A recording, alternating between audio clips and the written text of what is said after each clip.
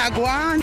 What's a guan? That's a guan, pa. What a guan? What a guan? What a guan? Mondays, Wednesdays, and Fridays at 8 a.m., 1:30 p.m., and 10 p.m. on CVM TV. That's a guan, pa. What a guan?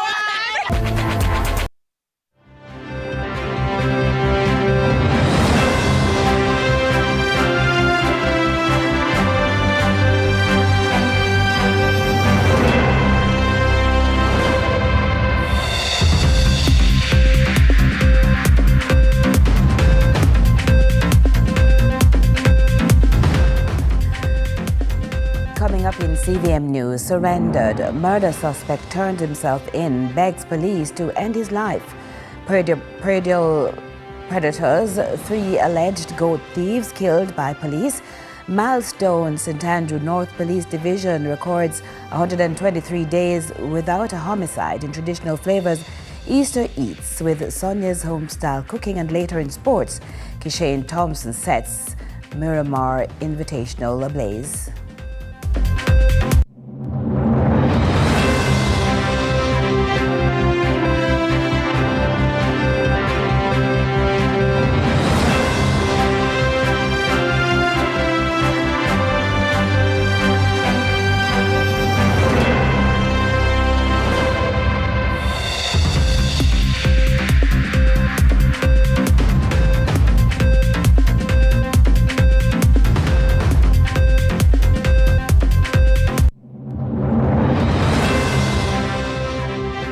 Hello from Kingston, Jamaica. This is CVM News at 7 for Saturday, April 4, 2026. I'm Curlin Brown. Thanks so much for joining us. 3 armed men who reportedly stole goats from a farm in Sheffield district area of Westmoreland on Good Friday and later confronted the police were fatally shot and 2 illegal firearms seized. 2 of them have been identified as 20-year-old Reagan McIntosh and 27-year-old Devontae Chase, both of Seaton Crescent in Savannah Lamar, Westmoreland. The body of the other man, who was of light complexion, slim built, about 5 feet 9 inches tall, and was clad in floral shorts and black and red T-shirt, still remains unidentified. Reports are a team of officers attached to the Westmoreland Proactive Investigations Unit, PIU, was on patrol in the Sheffield area when they received information that armed men traveling in a silver Toyota Fielder motor car had just stolen several goats. The police intercepted the vehicle along a section of Bowen Main Road in Sheffield and signaled the driver to stop. The driver did comply, but immediately as the vehicle came to a halt, the men reportedly opened fire at the police. The lawmen returned the fire, resulting in all 3 occupants, along with 3 goats which were in the trunk of the car, sustaining gunshot wounds. Investigators told CVM TV Chase was found clutching a pistol containing 2 live rounds. McIntosh was also clutching a firearm containing 6 live rounds. All 3 men were pronounced dead at hospital. Indicom processed the scene and launched an investigation. And we have an update to Good Friday's fatal domestic dispute in Manchester. The main suspect is now in police custody after turning up at the police station armed with a knife with one request. As Damon Phillips reports, the officers on duty had to coerce him to drop the weapon and surrender. Chilling, the verbal exchanges between lawmen attached to the Mandeville police station and a man said to be a Jamaica Defence Force member. For him, a moment of reckoning as the consequences of his actions weigh down on him. Having turned himself in to the police in what is the suspected murder of his partner in 3 Chains district, the man searched for an end to his mounting problems. "Kill me," he says many times in the exchange of words to get him to drop the knife. Officers asking him what happened and for an explanation, all while the suspect incoherently expresses himself.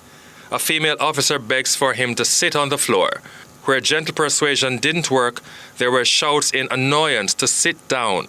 And when anger met anger in elevated voices, the suspect demanded he be killed by officers. asked to drop the knife in hand several times. To that, the JDF member said no, holding his head under pressure. He advanced a few times in the direction of the lawmen, only to backtrack, male officers holding their ground and female officers standing behind the men. Repeated appeals for the officer to pull the trigger. This was a man that eventually realized that down on his knees was the best place to be. Compliance of sorts, officers moved in with force, putting him chest down in the floor and boot in neck, while a handcuff was used to subdue him. Good Friday, when millions around the world usually come together in their respective space to observe the shedding of the righteous blood of Jesus Christ. The allegation is that the military man shed the blood of his common-law wife. The victim has been identified as Tazania Dunkley, an AC technician and graphic designer. It is our understanding that Miss Dunkley wanted to end the relationship. Instead, her life was brought to an end. It was a bizarre knife attack involving several stabs to her body and the cutting of her throat. Reports are that the incident was premeditated, considering information that Miss Dunkley's teenage daughter was sent outside so she would not witness the incident or interfere. On the outside, a daughter recounted hearing screams for help. None came, whether physically or by divine assistance. Subsequently, the suspect turned himself into the police. With investigations ongoing into the incident, lawmen say the two shared an intimate relationship, and an argument on Friday reached boiling point. At the station, lawmen showing patience and understanding of the situation as they witnessed for themselves a man distraught, desperate, lost, and wanting closure. A plea for avoiding the consequences of his actions, the JDF member was denied, and through compassion and operating within the strictures of the law, officers talked him down into understanding that they were going to respect his right to life. For CVM News, I'm Damon Phillips. And detectives assigned to the Kingston Western Police Division have charged a 21-year-old woman of a Dorset Avenue in Vineyard Town with wounding with intent and being armed with an offensive weapon, following a stabbing incident at her home on Tuesday, March 31. Reports from the Ellison Road Police are the woman was involved in a tussle with a male co-worker.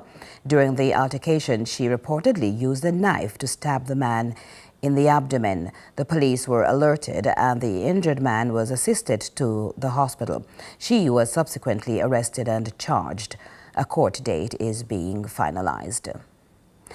In an unprecedented achievement, the St. Andrew North Police Division has recorded 0 murders for the first quarter of the year, marking 123 consecutive days without a single homicide. There were 11 murders reported during the corresponding period last year.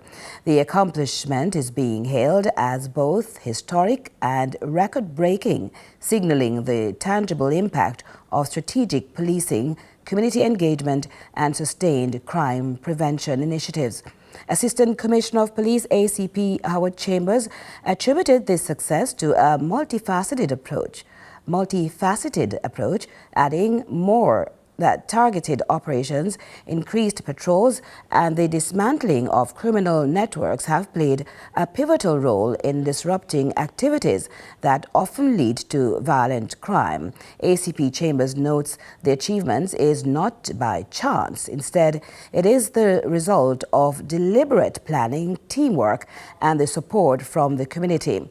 The ACP adds the division has also leveraged modern technology and data analysis to guide its operations by identifying crime hotspots and patterns. Law enforcement has been able to deploy resources more efficiently and proactively, address emerging risks before they escalate into violence. A drop in food prices helped push Jamaica's inflation down in February. However, new figures from the Statistical Institute reveal the broader economy contracted sharply at the end of 2025 as Hurricane Melissa took its toll. More from Kevin Black. The Statistical Institute of Jamaica, Statin, is reporting a decline in inflation for February 2026. driven mainly by lower food prices. According to Director General Lisha Delati Buder, the All Jamaica Consumer Price Index fell by 0.9% when compared to January. The All Jamaica CPI for February 2026 declined by 0.9% when compared to January 2026. The main drivers of the monthly inflation rate in February 2026 were food and non-alcoholic beverages at a negative 2.5% as prices for agricultural produce continued to decline, as well as housing, water, electricity, gas, and other fuels, which tempered the decline, increasing by 0.2% due to high electricity rates, and transport, which increased by 0.2% as a result of higher petrol prices. The Institute is also reporting a sharp economic contraction in the final quarter of 2025, following the impact of Hurricane Melissa. The economy declined by 7.1%, with agriculture and tourism-related industries among the hardest hit. So during the fourth quarter of 2025, Hurricane Melissa disrupted Jamaica's economic activity across the island. The impact was evident in both the goods producing and services industries. The overall performance in the fourth quarter largely reflected the negative impact of Hurricane Melissa on the economy. For the October to December 2025 quarter, the economy contracted by 7.1%, resulting from declines in both the goods producing and services industries. Meanwhile, labor force data shows a decline in employment and participation as more persons exited the workforce, particularly in hurricane-affected parishes. Acting Administrative Statistics Director of Statin, Xiomara MacDonald, says this movement helped keep the unemployment rate relatively stable at 3.6%. When you look at the difference between the 3.6 and the 3.7 for the previous quarter of 2025, it is really not statistically significant, for one. And then two, because the unemployment rate is impacted by both the number of persons unemployed and the size of the labor force, the number of persons employed declined by 30,100. Number of persons unemployed declined by approximately 3,000. And so a total of almost 33,000 persons left the labor force and went outside the labor force. So the unemployment rate is a product of that. Kevin Black reporting for CVM News. And in spite of Hurricane Melissa closing many hotel doors and sending workers home indefinitely, Jamaica recorded 3.7 million visitors last year, generating approximately $4.9 billion in earnings. With the Half Moon Hotel in Montego Bay reopening its doors for business, it signaled the return of close to 1,000 rooms back to the tourism inventory. More from Damon Phillips.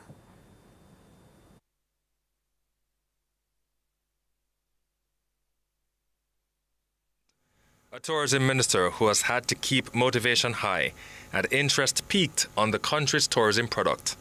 A trickle-down effect for jubilation that they all share in. And notwithstanding the tears that you didn't see flowing, you saw the joy expressed, the emotion that attended the arrival of the wonderful people called the family of Half Moon. Destination Jamaica hit hard by the passage of Hurricane Melissa last year.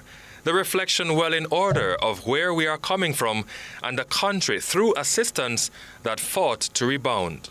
When the storm hit, a matter of hours. In a matter of hours, in fact, it caused an estimated $12.2 billion in damage. Nearly 56.7% of Jamaica's gross domestic product. Hotels closed. High season bookings evaporated. Infrastructure crumbled. And with every opening of doors that were forced closed, an indication that the country pushes forward, embracing challenges, redefining what it means to thrive in the face of adversity. Despite the impact of Melissa, 2025 ended with total visitor arrivals of 3.7 million, comprising 2.6 million stopover and 1.1 million cruise passengers, generating an estimated $4.09 billion earning budget. No doom and gloom for Jamaica land we love. Tourists and repeat visitors proving their affection for the offerings here are very much intact. The Eclipse property features 57 beachfront accommodations. The resort has also reopened its villas, making available 6 and 7 bedroom units. The additional rooms should come back into operation in a few months. This serves then as a definitive proof that the international market remains invested and interested in Jamaica. And today, Eclipse stands as a crown jewel of that returning global confidence. So jobs restored, earnings now set to go into the pockets of employees that have been without steady work since last year. Economic stability for the sector and all stakeholders looking more likely a reality. I want to say, yes, Chernet, 600 million Jamaican dollars has been put aside for the workers of the tourism industry to enable housing support. And the TP, DECO, and more specifically TEF, has already been out there with you. And several of you have gotten your vouchers already. And some have actually gotten their material and have started to fix back their roofs in their various communities. For CVM News, I'm Damon Phillips. The University of Technology UTech continues to position itself as more than just an institution that produces graduates. One of its latest assignments will, through research in partnership with the Kingston and St. Andrew Municipal Corporation, the KCMC, solve societal problems. Integral to the process is training. Before God and all present, a union of commitment between two of the country's public institutions, the University of Technology UTech and the Kingston and St. Andrew Municipal Corporation KCMC. Thank you so much, sir. Start up something wonderful. President of UTech, Dr. Kevin Brown, treading on new grounds. It's my first time in these hallowed chambers, and it's a pleasure to be in this office today for this very special signing ceremony. They say good things come to those who wait, and it has been quite some time since this cake has been in the oven baking. It started with my friend next to me here, Professor Carl Archer, and we have been negotiating for some time. But I think that it was well worth the wait to ensure that the MOU was fit for purpose. Even as a pilot, it's a win-win based on a shared mission to advance the country. Through this partnership, we affirm that the complex challenges facing modern cities require collaboration between municipal authorities and institutions of higher learning. No single institution, the mayor and his team can't do it by themselves. They can't address all these challenges. Progress depends on a shared knowledge, shared responsibility, and shared commitment. So today, we signal our intention to work side by side to strengthen professional capacity, deepen technical expertise, and support sound municipal decision-making through targeted training and continuing education programs. The training and research faculty is ready to undertake practical and measurable steps towards solving societal problems such as waste management, land usage, urban planning, and transportation. Importantly, this collaboration will be guided through a structured framework that allows both institutions to jointly plan initiatives, assess feasibility, and ensure that programs are implemented effectively and sustainably. And that sustainability is really important. Dr. Brown did not leave without putting an early assignment on the board. We should perhaps look at establishing an innovation hub where it will become a center for all the activities that we're trying to achieve here, right? So that's one practical step that we could pursue. Curlin Brown, CVM News. Stay with us for more right after this.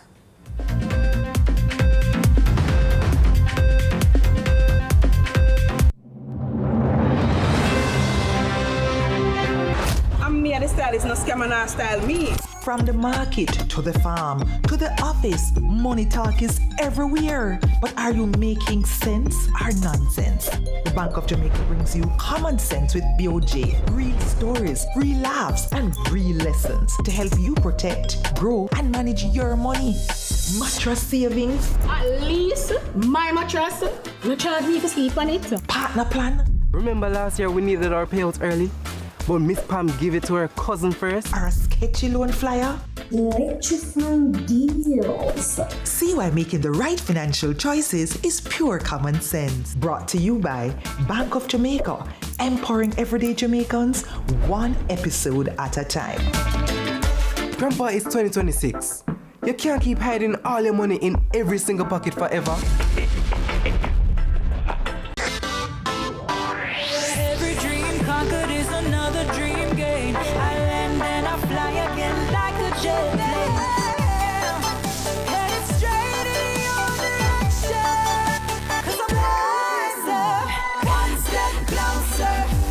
I'm winning 'cause I work so hard. And the music keeps on playing, and the people them I say we are mash up the night. Oh, what a feeling! Don't stop dreaming. Keep on believing in the power of the feeling. Whatever you want, take a chance. Song in your heart, step in your dance. You got a spark, don't put it down. Shine your lights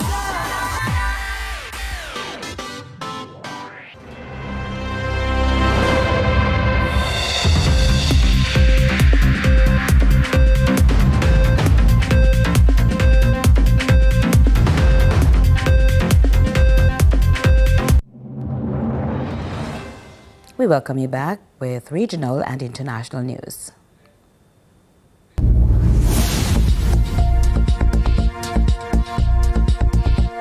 We begin with news in the region. A United Nations report from February has indicated members of the Kenyan-led and US-backed multinational security support mission of sexual abuse of at least 4 people in Haiti, including a 12-year-old girl. KTN News Kenya has that report. An international security mission that was to ostensibly help the gang-riddled Caribbean nation of Haiti transition to peace is now mad with sexual abuse allegations that have put the Kenyan-led multinational security support mission at the center of the rape cases highlighted in a United Nations report. The February 2026 UN report has verified 4 separate rape cases involving 3 minors. One of the minors is a 12-year-old, an offense allegedly committed by the very officers who were supposed to protect them during their tour of duty in Haiti. It further details that 3 of the victims, who are aged 12, 16, and another 16-year-old, were allegedly defiled, as the 4th, who is an 18-year-old, reported suffering sexual violence. The UN says it received the reports on sexual exploitation and abuse last year and was substantiated by investigations conducted by the Office of the United Nations High Commissioner for Human Rights. Cuba began releasing prisoners from its jails just hours after its communist-run government announced an amnesty coinciding with the most intense pressure campaign applied by the US in decades. Reuters tells us more. Ex-prisoners walk free hours after the communist-led Cuban government announced a sweeping amnesty on Friday. It has coincided with the most intense pressure campaign applied by Washington in decades. The US said it was closely monitoring whether those it deems to be political prisoners would be among those freed. That has long been a major sticking point in negotiations between Washington and Havana. Reuters spoke with several who'd been pardoned of common crimes ranging from theft to bribery, but none had been involved in anti-government protests. I'm thankful for this gesture, says Harold Baez. It gives me the chance to rebuild my life and rejoin society. More than 2,000 prisoners are set to be released as part of what Cuba's state-run media has called a sovereign and humanitarian gesture, the largest such amnesty in 10 years. The release of all or the majority of political prisoners would be seen as a major concession on Cuba's part in the ongoing talks between the two countries.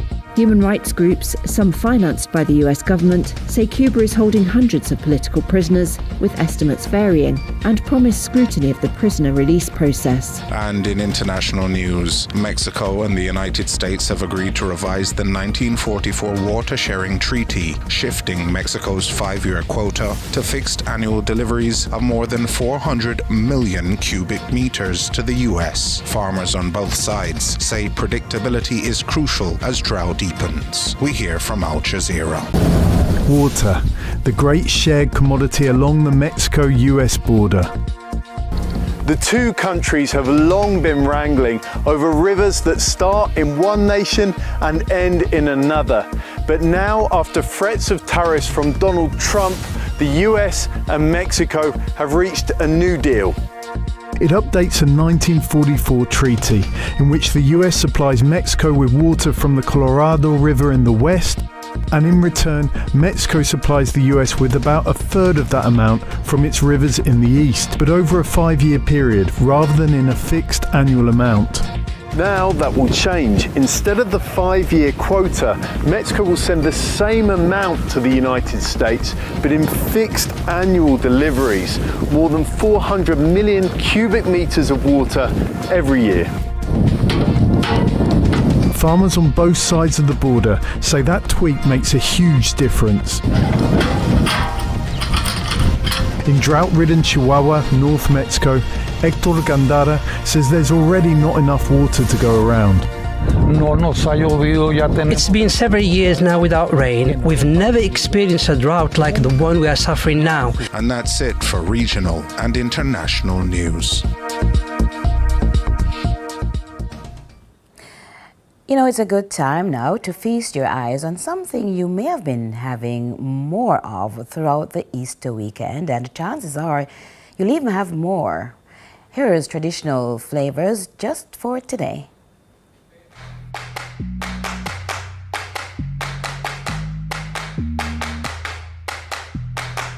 These hands, it have been seasoned.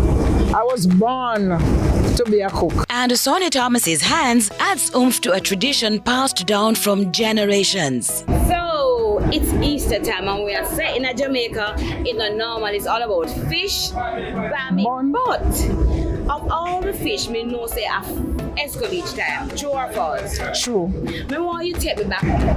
Well, you know them never have the lovely snapper and the parrot. So we got. My mother used to buy a fish named cutlass fish and sprat. So that's the fish they buy to eat with the bun. And how they do it?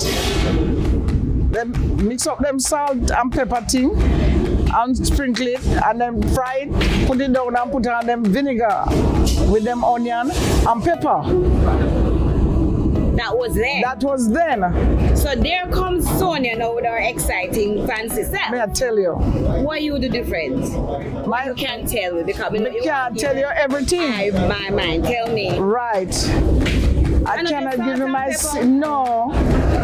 I know just salt and pepper. Else it could never give the flavor that Sonia's escovitch fish give. So we go a little more sophisticated way where I don't use fish seasoning either. I still use the salt and pepper, but then I do addition of our Jamaican spices and herbs and the onion and the scotch bonnet and the first time they never used to have no scotch bonnet pepper, then just chomp in the pepper. So what I do, the fish come out of the salt sea, but it come out fresh. I have to pre-soak my fish, and that is the number one. And I'm not going no further with my secrets. So you see that escovitch sauce? It have to be clean and pretty that when you fry your fish, you have it to you, but I'm not going to tell you how. No, get the how. No. So what about the good old pimento, no? The pimento, forget that. The pimento. So you boil the pimento in the vinegar with the scotch bonnet pepper and your onion, but you don't make your onion die. So as it get hot, you sweep it out of the vinegar. And I love good food. Jamaica food are the best, Caroline, best. Because guess what? We can't preserve Jamaica food, you know. So that's for me. So I'm always excited to carry to higher level. and you keep everything traditional.